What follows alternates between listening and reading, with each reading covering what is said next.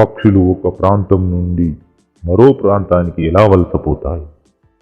ప్రతి సంవత్సరం ఒక నిర్ణీత కాలంలో పక్షులు ఒకే ప్రదేశానికి వలసపోవడానికి ఎన్నో కారణాలు దోహదపడతాయి.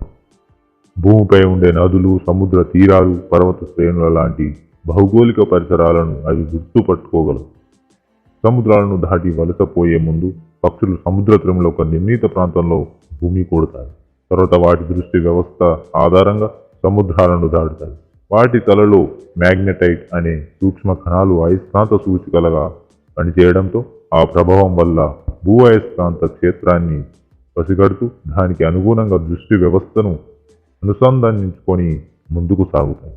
ఆపై సూర్యుడు, నక్షత్రాలను గమనిస్తూ పక్షులు తాము వలసపోయే ప్రాంతానికి సరైన మార్గాన్ని ఎంచుకోగలుగుతాయి.